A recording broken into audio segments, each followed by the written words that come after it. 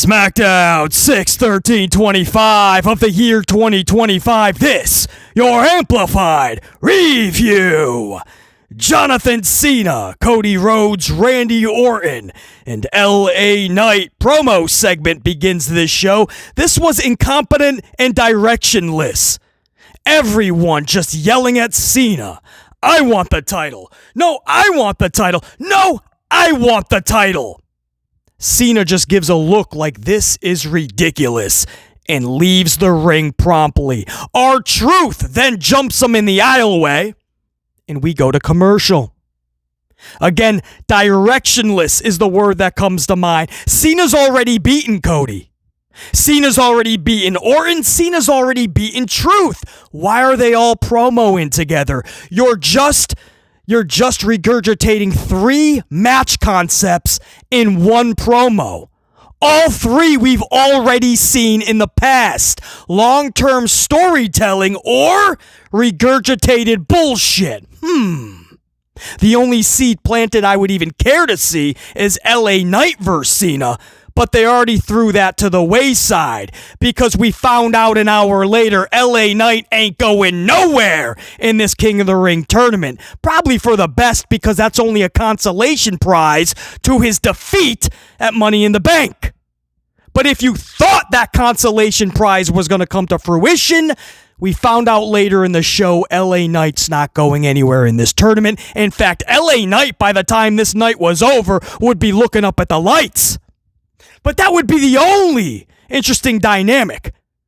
The one match we really didn't see, LA Knight Cena. All the other 3, we've seen it already.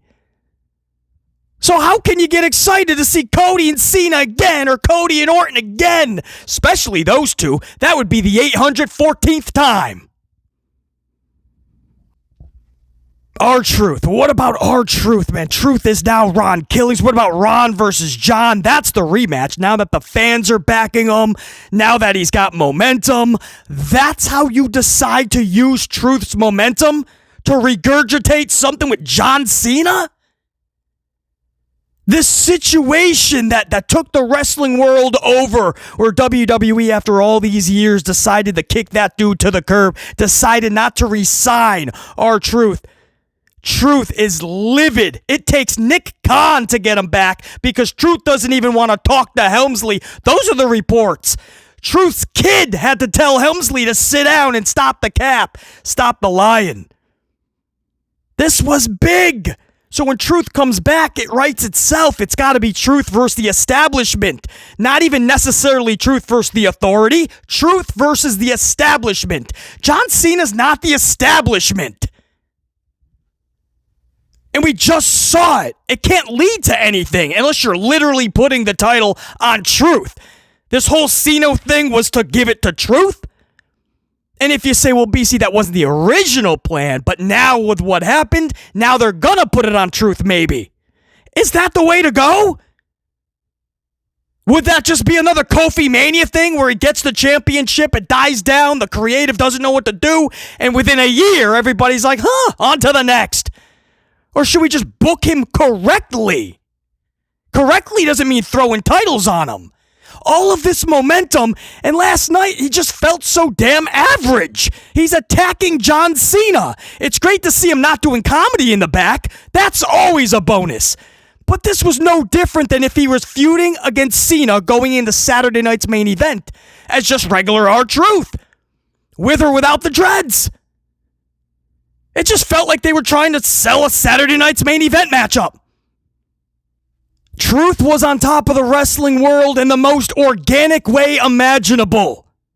But you book him like that, it'll not take long before he just feels like another spoke on the wheel. And we know that because last night, that's how he felt. Because that's how he was booked. It's not the fans being fickle and going, all right, we've had enough. It's creative going, we don't got anything. We re-signed him. We'll give him maybe one more main event on a SmackDown with John Cena. We'll see. We'll book him a little better, right? We'll take him out of the comedy segments. We'll make him a staple of the show. We'll have him go against Tommaso Ciampa once in a while. We'll have him go against Solo Sikoa here and there. But he just felt like a spoke. This dude was on top of the wrestling world. Oh, we were thinking, which way are they going to go, man? There's so many. It's got to be him versus the establishment, him versus the authority. Something cool with this. This is unlike anything we've seen before. Where the wrestling world said, no, you got to bring this dude back. And we know that there's that conflict between him and his boss, Helmsley. His own son told Helmsley to sit down. That was known. Utilize that. Instead, they bring him out and they just attack John Cena, the same regurgitated BS we just saw going into Saturday night's main event. Another spoke on the wheel. They booked him with 4 or 5 other dudes that have conflict with Cena. So he's just literally another spoke on the wheel. By the end of the night, everybody had conflict with Cena. 4 or 5 bare minimum. LA Knight, Randy Orton, Cody Rhodes, CM Punk, R-Truth. 1 of 5 by the end of the night. 1 of 5. In fact, by the end of the night, they were talking Cena and Punk. And that's with another attack from R-Truth onto Cena after the Punk promo. They were talking LA Knight being screwed. How can we still get to LA Knight versus Cena? Cody Rhodes, it's got to be Cody getting his title back from Cena. How does R-Truth benefit from this? Because he's at least not doing comedy segments? Are we settling for that? At least Truth's not doing comedy segments. This is what I mean about lazy booking. Helmsley takes this situation, he just says, go out there and attack Cena a couple of times. That's not a story, man. It's not. And they're going to have to add layers to this. Add something. Make Truth, right? He finds out that Cena was behind him getting released or not being re-signed. Cena had something to do with it. He was in conjunction with The Rock, maybe, right? Dwayne. That's who Cena sold the soul to, right? It was Dwayne. There you go. And you have an establishment that wanted Truth out. Add something that makes this a storyline. Not just Truth is attacking Cena. Because Cena put him through a table at a media scrum once. This is too big, this whole movement, everything that Truth had going for him. That was one of the only things that was interesting. And it happened organically outside of the ring. And the best we got is Truth attacking Cena 2 times. It was more interesting and more of a wow moment when he cut his dreads on Raw days previous. This ain't it. Unless you're going to add some real story into it. Because that's what Truth needs right now. Capitalize on this. If this fails within a month, I ain't blaming fickle fans, trust me. I'm blaming this type of non-creative. BC, what else do you... He's in there with Cena. You can't do any better than that. Sure you can. You can tell an actual story. You know damn well if you saw the show, he was just one of 5 individuals that had beef with Cena last night. I'll go over them again. LA Knight, Randy Orton, Cody Rhodes, CM Punk, and Truth. When there's that many individuals, you're just a spoke on the wheel. This should have been bigger than that with Truth. He can't just feel average, just coming out from the back, attacking Cena. Officials come out. It's a pull him apart brawl. Frustrating. That was your opening segment. And I literally put in my notes, directionless. They don't know what they're doing. They don't care. They're just regurgitating. They don't care if Cena had a match with most of these dudes. Everybody go out there and cut a promo together. And that's what we saw. The only good thing here, the best part of all this in the first half an hour of this show was when we did come back from break. Backstage, Cena and GM Nick Aldis were screaming at one another. Cena in his face. Aldis was retaliating, volleying back that same screaming mentality, and they were just going at it. I was just curious, right? As I'm seeing them scream at one another, BC couldn't help but think, man, what must Mickie James be thinking? Yup! If you know, you know. What is Mickie James thinking, man, seeing Cena and her now man Nick Aldis just screaming at one another. That's what made that interesting. Cena's really into. Cena turned his hat backwards to get in his face even more. Aldis then starts putting his finger in Cena's face. Mickie James is at home like, boys!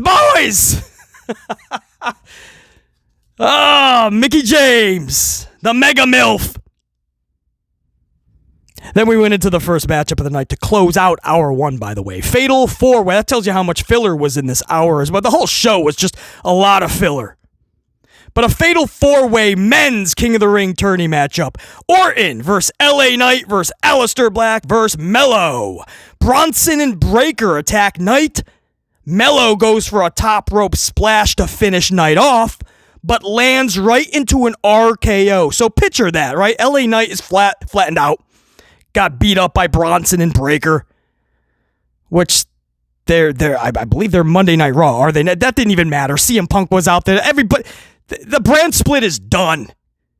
It never was. This brand split has not been honored for months and months and even years. So we shouldn't be shocked that people are just coming left and right. Raw, SmackDown, doesn't matter. Their music is playing. Nobody's asking any questions. There's no explanations. So, well, it's the King of the Ring, so a lot of wrestlers, they're able to cross-promote. Well, who said that? Who said that? Anyway, Bronson and Breakker are there. Well, BC, LA Knight did attack them on Raw. That's what I mean. Everybody's just showing up, coming through the back, through Gorilla, no repercussions. General managers don't seem upset.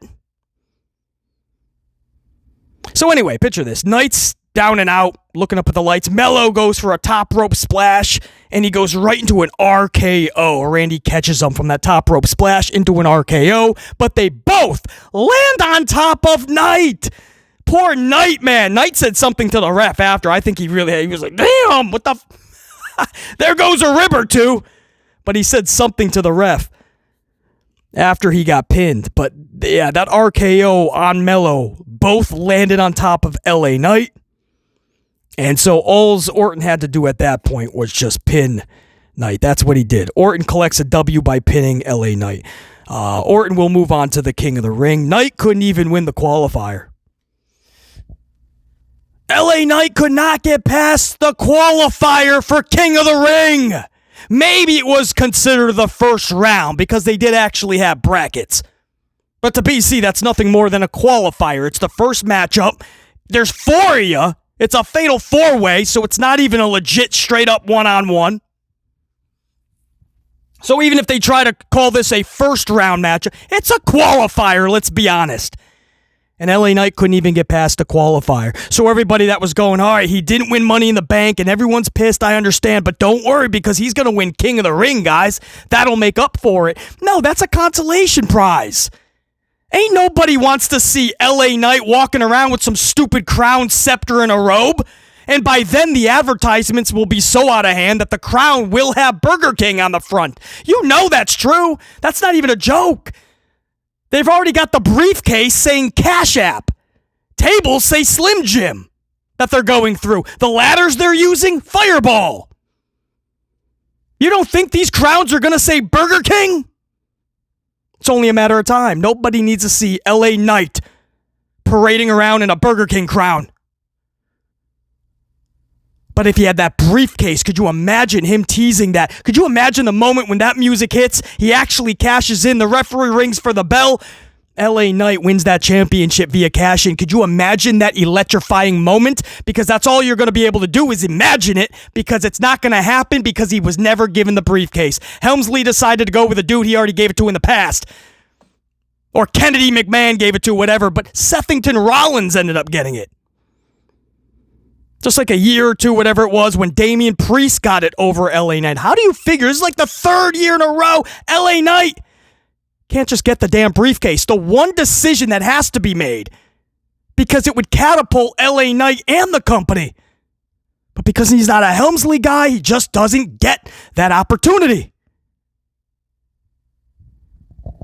He needed the briefcase on LA Knight is literally what's best for business. Because it's the most interesting and most fun for the fans.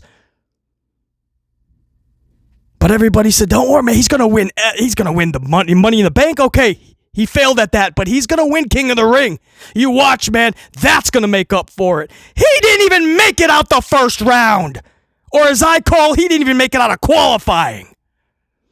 He'll be in some multi-month thing with Breaker and Bronson, more than likely, it looks like.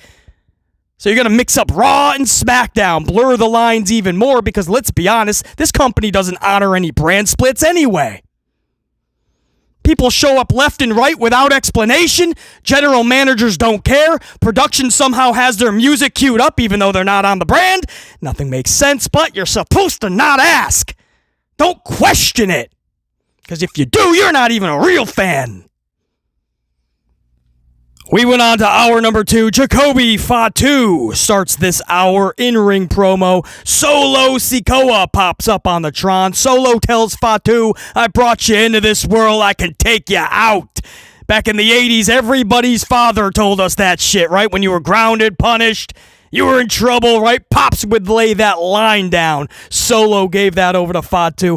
I don't believe it's too wild of a concept to think Hikuleo is imminent in this Solo faction. I don't even want to call Solo's group the Bootleg Bloodline anymore. That's how watered down this Bloodline is. I'm still trying to figure out Mateo's involvement. I'm still trying to figure out what a Hikuleo would do in this group. But I don't see Helmsley getting original with Hikuleo. But Hikuleo, I do believe, is imminent. In fact, Hikuleo is already. I have it on good word that last night, either before or after SmackDown, in a dark match that was taped actually for Main Event. I'm not sure where you can catch that show, but it was for a show called Main Event. Hikuleo debuted last night, defeating one half of Pretty Dudley. So that could be WWE's way to kind of ease him in, give him some reps, and then when it's time to debut him on TV, boom, he's ready to go. Learning the WWE way, of course. But Hikuleo's been signed for a while now. We were trying to see where he would fit in. Now with Fatu exiting the group, and Hikuleo debuted last night off of SmackDown. I don't think it's a wild concept to think Hikuleo's involvement somehow is imminent with this whole Solo Sikoa Jacob Fatu thing. Again, I think you're introducing way too many individuals way too fast. You're not giving your audience enough time to digest them. There's not vignettes. There's nothing like that. There's no reason to care. People are just being thrown out there left and right. You gotta relax on that, man. You have to. It's too much. And then people get lost in the shuffle. You throw out Penta. You threw out Phoenix. You threw out Rusev. You threw out Alistair. You threw out Mateo, Jeff Cobb. You're throwing out a Hikuleo. Some of them we've seen before, like the Rusevs and Alistairs, okay. Some of them, if you watch other companies, you might know who they are, but a good portion of your audience won't, like a Penta and a Phoenix. Then there's people a lot more of the audience definitely don't know too much about, like a Jeffrey Cobb Mateo or a Hikuleo.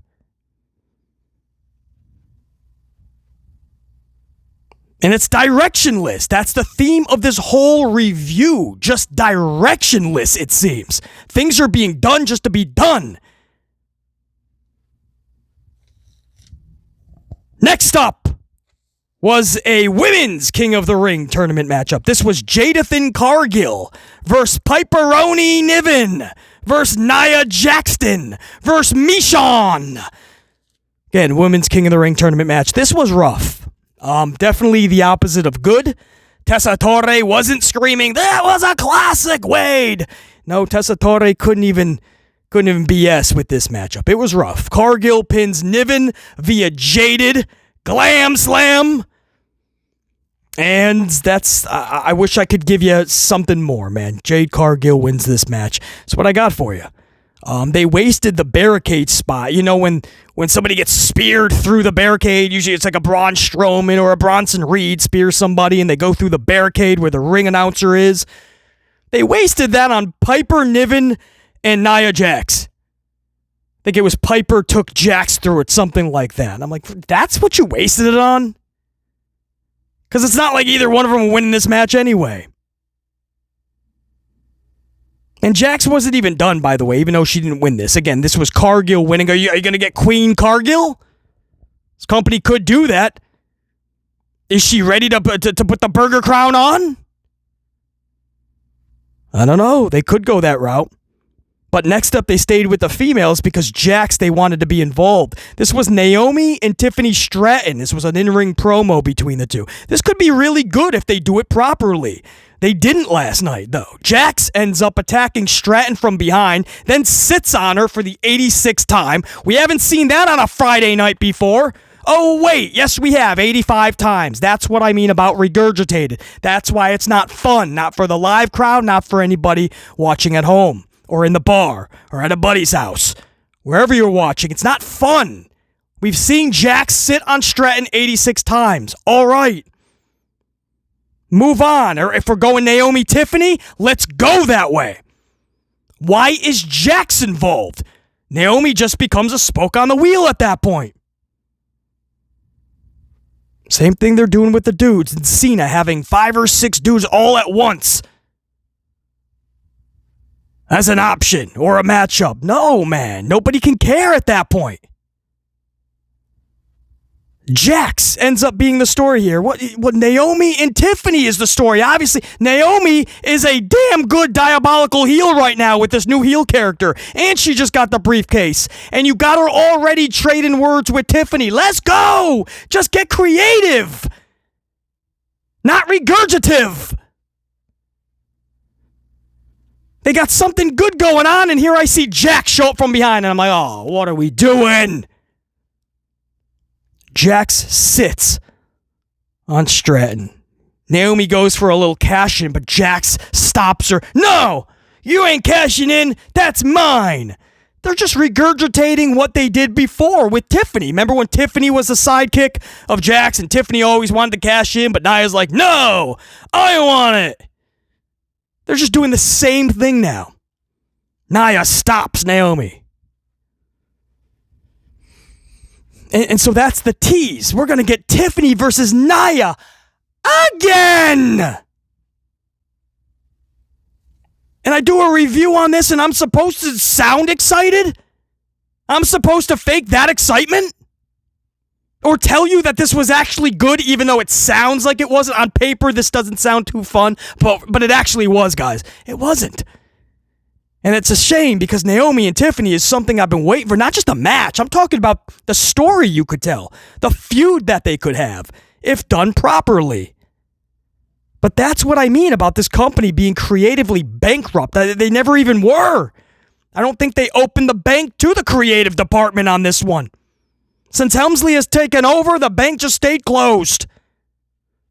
Because this is what I mean.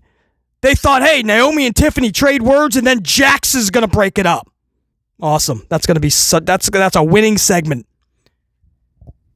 Up next, the Wyatt 6 actually on TV. I had to look twice, 3, 4, 5 times. Is that the Wyatts in the ring? Well, a couple of them. Loomis and Gacy. Wyatt 6 defeated, I believe it was Motor City, correct? I'm pretty sure it was MCMG, and I'm pretty sure they were looking up at the lights. Because Wyatt 6, Loomis and Gacy took this. No way should they be losing. But it's just amazing. That's what I mean about no direction. When these individuals show up and you don't give the audience any reason to care. Don't be shocked if within a few months, even a few weeks, they're just spokes on the wheel. Motor City showed up, they won titles instantly. Within a couple of weeks, they were winning championships. Maybe it was a couple months. Felt like a few weeks. They showed up, they won championships instantly. And Helmsley thought, that's all we need to do. You're going to show up, we're going to make you feel dominant, and you're going to get all, man. You're the rocket, you're not even going to be able to circle back to Earth. That's how much this rocket is going to take you so high. How's that working for Fraxium?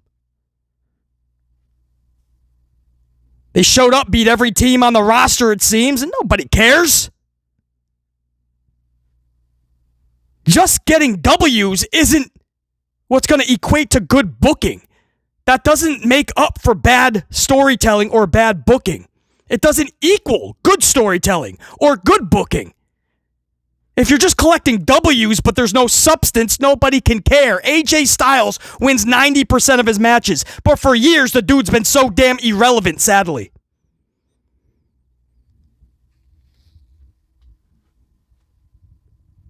So the Wyatts pick up a W. Who cares? When the Wyatts were gone for months. Months they were gone yet again. And when they show back up, what are they doing? For 2 straight weeks, they beat up the entire division. Literally just took out an entire division, because that's realistic, but whatever. All right. At least the Wyatts are getting to look dominant. And then we all just had to wait to see what is the actual story. When this weird shit is done and they're beat up the whole division, what does Helmsley really have for them? Which team are they zoning in on? What are we doing? This shows you it's directionless. On a random Smackdown, the Wyatts are beating Motor City. Does nothing for the Wyatts. Just a match. It's not a story. It's nothing you're going to remember. And for Motor City, what are you doing? You have them show up. You don't have vignettes. You don't have any reason to give the audience to care. You have them win a couple of matches, win championships. They lose them just as fast as they won them. Then they go to the catering department and they say, we're going to be here for a few months. Do you guys do fried dough? So they set up shop at catering. They do some backstage vignettes. They get told, hey, you're going to have a match on SmackDown. Just look up at the lights if you don't mind. But they showed up. They showed up like they were a big deal. Why didn't the crowd react the way Helmsley was hoping for? Gee, I wonder why. Not just going to show up, win matches and championships, and we're supposed to go, wow, they're winners. Give us a reason to care. Just watching 2 face teams face each other does nothing for nobody. And this is why I always say, stop with the face versus face matches. Stop with the heel versus heel matchups. It doesn't benefit anybody. I say this all the time. They keep doing it. BC's always right. Happened yet again. This did not benefit anybody last night.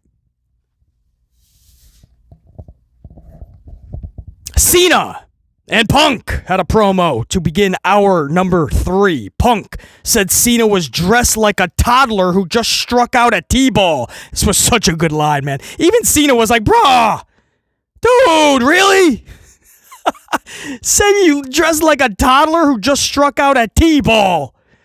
Then CM Punk told Cena, you can't see me, but I can see through you, and that's the truth. This was the cue for R-Truth for the second time of the night to attack John Cena, and that's what he did. So R-Truth is attacking Cena, locks in, I believe, the STFU, the suits and ties. Some officials come out. They pull him apart, brawl. And segment ends, we go to commercial. Just like I said earlier, man. If that's the best you got for Truth, man, with all the momentum this guy just had, if that's the best you got, this is destined to fail instantly, and that's probably what Helmsley is hoping for.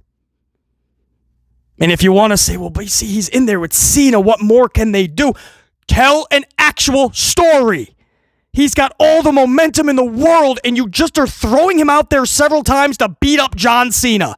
We just saw the match at Saturday night's main event, man. So if you're just trying to get to another match between the two, you better up this. The company just did him filthy. And the best story you have with him back is attack John Cena. Come on, man. This should have been epic. I'm not saying Helmsley has to be on camera having a feud with Truth.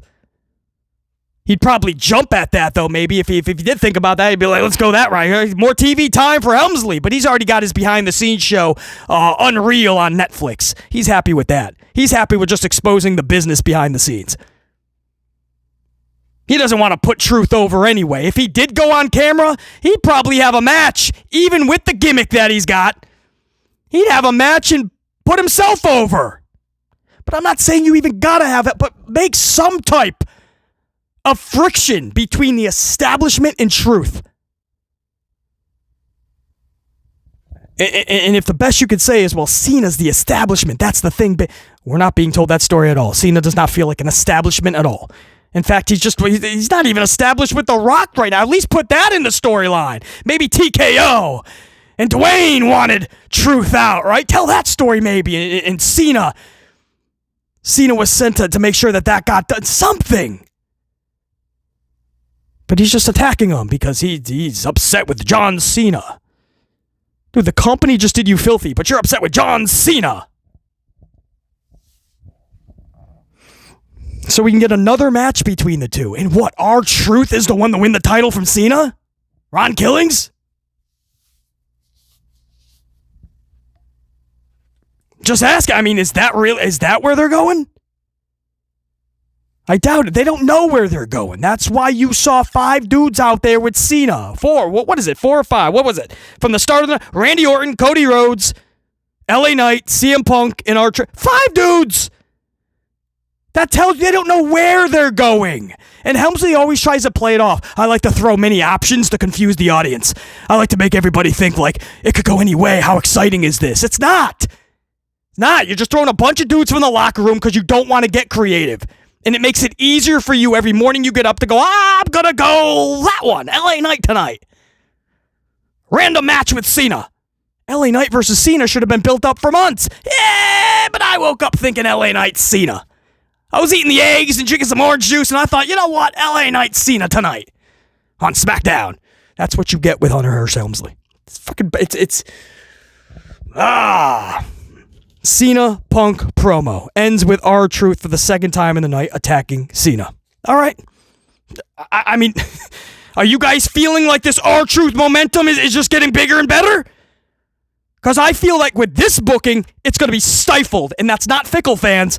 That is average, mid-AF, and even below booking. Women's King of the Ring tournament match. Alexa Bliss versus Charlie Flair versus Albert Fire versus Candy LeRae. Flair is in the process of tapping out Fire with her figure 8, but Lexi is able to hit Sister Abigail on LeRae at the same time, and the count beats the tap out. So Lexi pins LeRae before Alba can tap out the Flair. I hope you're gathering all that. So in other words, Alexa advances. Charlie breaks the hold simultaneously, looks at Alexa like, you bitch. And Alexa's like, I gotcha. Little share of mutual, I had a little bit of mutual respect there, right? Charlie just lets it go, walks off. Alexa gives her a little bow. So I don't know if they're going to try to make them a tag team in the future, because I don't think they're going to give Alexa this King of the Ring crown. Obviously Charlie, they have nothing. They just want somebody to give a rub to Charlie. They have tried this for years. It fails all the time. They don't book Charlie like just a straight up diabolical in-your-face heel. They won't do it. The only reason she goes heel 100 times is because the second the crowd starts to boo her, she instantly goes heel. She doesn't know how to fend that off. And then self-confidence and esteem comes into play, and before you know it, the writers, whatever they're writing, whatever writers these are, or whatever Helmsley is approving, they're giving her a face promo. That's all she has to do. One job. Go out there. You just came back after 9 months. Just cut a promo and get back. The second they start booing, she starts going in left field with a hockey stick, and before you know it, she's a heel. Instantly. We've done this nonstop. But then all of a sudden, within a week or two, they're like, but we can't have you as a heel because we need you as a face. So, just go out there and tweener it. We've seen this for years. So it feels like that already, again last night. And you can almost see where this is leading to. It's like they want to hook them up as like a little tag team or something. We've seen this so many times over the years. I tell you guys all the time, remember when Asuka was literally the Raw champion for the women? And instead of defending that title, they had Asuka with Charles Flair. In fact, before that, they had her with Lana because they wanted Lana to get the rub from somebody the crowd loves, which was Asuka. And then the second Charlie came back, they kicked Lana to the side and they linked up Charlotte with Asuka. Asuka was the champion, just book her correctly, but they used Asuka as a stepping stone for Charlie to try to get some face momentum. to try to get a good reaction because she's with Asuka. And it didn't take long before Asuka lost that title, and yet, you guessed it, it was right back around Charlotte's waist, which nobody cared about again. My point is, you've seen this so many times, and the crowd loves Alexa. Alexa gets some of the best pops every show she's on. You surprised they're linking up Charlotte and putting her with Alexa always every week in some type of way? Because I'm not. They're positioning Charlotte once again to try to lean face. 10 years of this, same reaction, none, and they won't learn. They won't change their ways. It's the stubbornness of this company. Starting with Kennedy McMahon to Levesque McMahon. They just won't try something new. Even Roman Reigns knew he had to go heel full throttle and change everything to truly get over. And that's what they did. Even Roman Reigns knew that. They won't do it with Charles Flair. It is mind-boggling. Keep doing it. It'll continue to seem and feel because it is forced. And you'll never get the desired result. Alexa advances. Men's King of the Ring tournament ended the night. Codithan Rhodes versus Shinsuke Nakamura versus Andrade versus Damian Priest. Cody pins Naka via Crossroads. Show ends. I wish I could tell you there was like this big cliffhanger or at least something fun, something that was memorable, something interesting, something where you're like, oh, I can't wait till next week. That was badass. No. Cody beats Nakamura. Credits pop up saying Paul Levesque McMahon and Lee Fitting produced this. We want the credit. We're getting the producer money. Extra paycheck by being a producer. Credits popped up. We faded to black. We went off the air, man, with Cody Rhodes like kissing the canvas. Kissing the canvas. That's right. Because he beat Andrade, Damian, and Shinsuke in a schmoz match. But that was it, man. You waited 3 hours, right? Hopefully, subconsciously thinking, all right, man, hopefully this is all worth it, this main event, and it ends in a way where it's like big cliffhanger. Hopefully. There's your cliffhanger. Cody Rhodes wins a random fatal 4-way match. He'll move on in the tournament. King Cody Beasley. And that's what you got, man. 1,000 times last night, Tessa Torre wanted you to know that they broke revenues in that arena, in that town. They broke records and revenue records and the most money they've ever made in that town. If you guys saw the show, you know what I'm talking about. 100 times, he just wanted everybody to know they broke record revenue and shattered revenue ceiling, whatever they were saying. I don't even know. Good for them. Business was... You know what they couldn't announce, though? They couldn't say it was a sellout. You know why? Because they were 1,900 that we know of short. So they couldn't say that, though. Couldn't say sellout. They can only say, hey, we made record revenue tonight. Well, yeah, because you found enough people to pay the mind-bogglingly obnoxious pricing times 10 of what it was just 5 years ago. You had enough people to show up and pay even thousands, not just hundreds, for those damn tickets. You suckered enough people in to pay all that money to go see 3 hours of whatever that was. Because you didn't sell it out. You just charged them more. And then had the audacity to claim 100 times how you just made record revenue. That is how desperate this company is to make you see them as just this juggernaut still. When you think WWE, you think business is booming, right? Helmsley is desperate that under his leadership, that business is booming. They don't want to tell you that they can't sell out these shows anymore. Not legit.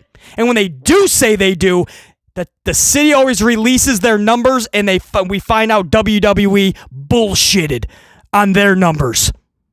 They can't sell this stuff out. These shows don't get sold out anymore. What they won't tell you is that while they claim they're making record revenue in the arena, outside the arena, ratings are going backwards. Once again, Raw stuck at a 2.7. Went from 2.7 to 2.6 to 2.7 again. That's your last 3 weeks. Yeah, this was going into Money in the Bank. They're on a 7-day delay, mind you. Going into Money in the Bank over the course of 7 days globally. And they only gained 39,000 fans from the week previous. That's your go-home show to a big pay-per-view premium live. Money in the Bank is big, or it should be. And you only gained 39,000 viewers. Globally. Smackdown can't get out of 1.3s and 1.4s tops the past 3 weeks. Ratings backwards. Merchandise sales backwards. Sellouts, not anymore. All of that they won't say, of course. But we made record revenue in the town tonight. This arena gave us the most money they ever made. He literally said something like that. This is the most money we've ever made in this arena. He said it in a different way, obviously, but that's exactly what it equates to. The fuck do we need to know that for? Okay, you're getting richer, supposedly. That's great. You know it's a big thing in the community. Fans are pissed off that you have raised the prices. Ticketmaster, whoever. To get a ticket, it is hundreds and even thousands of dollars. Families can't even go that would have loved to have. You know people are pissed off. You know so many families can't afford this shit. People can't afford this shit. And you sit there and 100 times a show brag about how you made so much money by increasing the tickets. Well, good luck and good for you. You did. You got more money, and guess what you couldn't do? You couldn't even sell the place out. So they are willing to risk losing fans by the droves, which is what we're seeing in the ratings, and we're seeing it in these arenas.